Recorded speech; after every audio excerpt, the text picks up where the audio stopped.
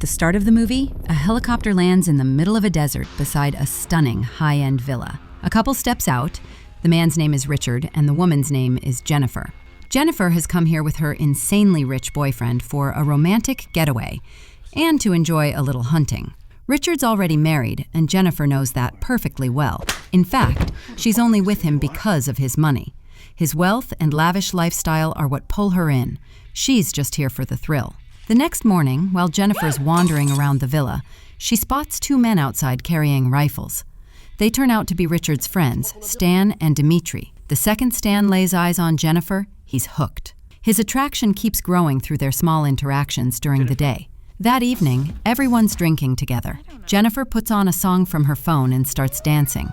She calls Richard to join her, but he waves her off, saying he's tired. So she playfully invites Stan instead and dances with him. During the dance, Stan completely loses control. The next morning, Jennifer wakes up to find Richard gone. He's out handling some business. Meanwhile, Stan's set up breakfast for her and waits at the table. Jennifer joins him, but as the conversation goes on, she starts sensing something off. Making an excuse, she goes back to her room to shower. As Jennifer's changing, Stan peeks in through the window. She catches him, but instead of backing off, he walks right in and says, "This is kind of awkward, but we never really got to know each other. What kind of guys do you go for?" Jennifer replies coldly, "I like tall guys, and you're definitely not my type." Stan smirks. "Didn't seem to bother you last night when you were grinding up on me." Jennifer tries to walk away, but he grabs her arm and forces himself on her. At that moment, Dimitri walks in. Stan snaps, "Can't you see we're busy here?" Dimitri silently turns and walks out. Stan rapes Jennifer, while Dimitri turns up the TV volume to drown out her screams. Sometime later, Richard comes back. Stan tells him what happened. When Richard goes into the room, Jennifer is lying there in shock. Jennifer demands that Richard call a helicopter right away. Richard tries to calm her.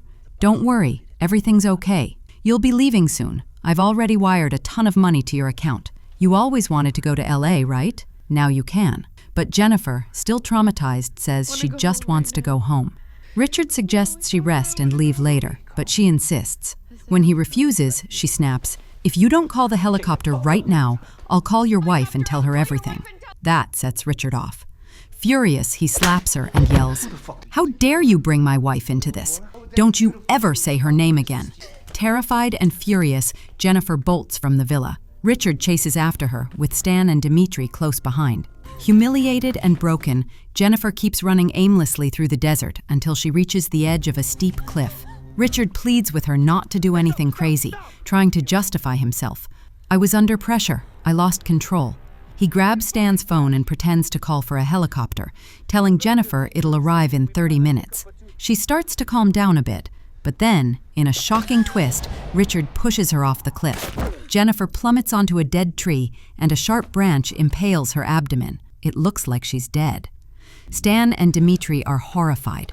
Richard, cold and emotionless, says, "You didn't want to go to prison, and I didn't want to lose my wife. This had to be done." The three men walk back to the villa, but Stan can't shake the guilt. He tells Richard it wasn't right. Richard smirks and says, "Who's Jennifer?" The camera cuts to Jennifer's body. Blood everywhere, ants crawling across her face. But then, something incredible happens. She starts breathing again.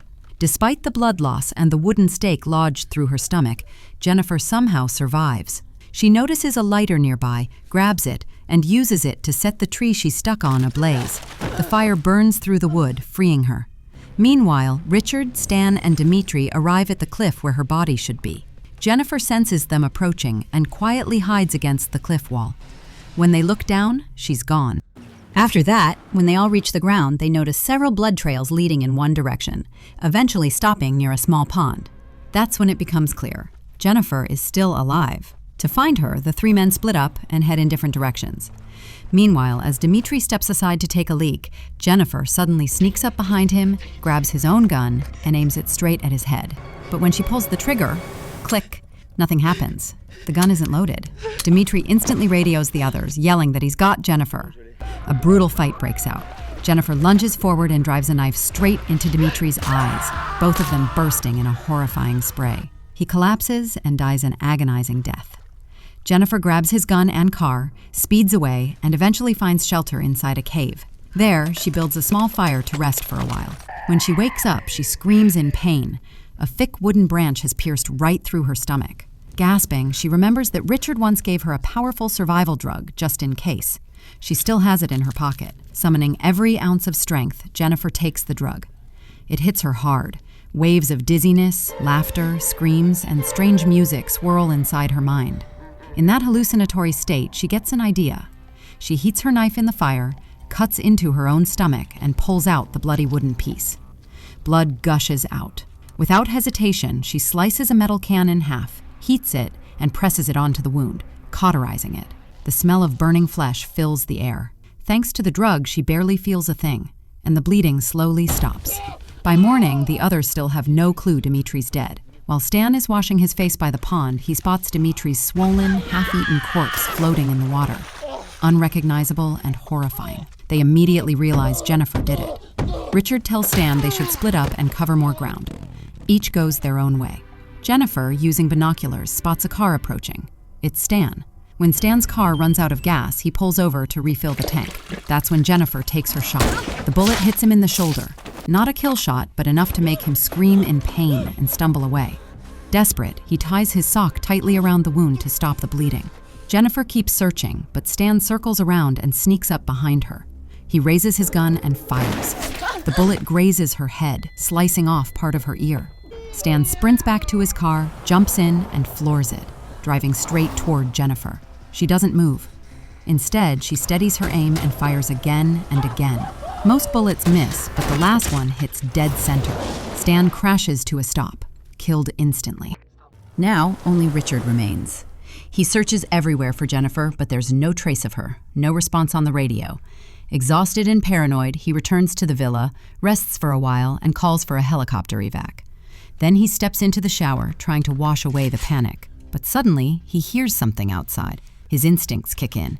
He grabs his gun, steps out, and there she is, Jennifer, covered in blood, eyes burning with fury. She raises a shotgun and fires. The blast tears into Richard's stomach.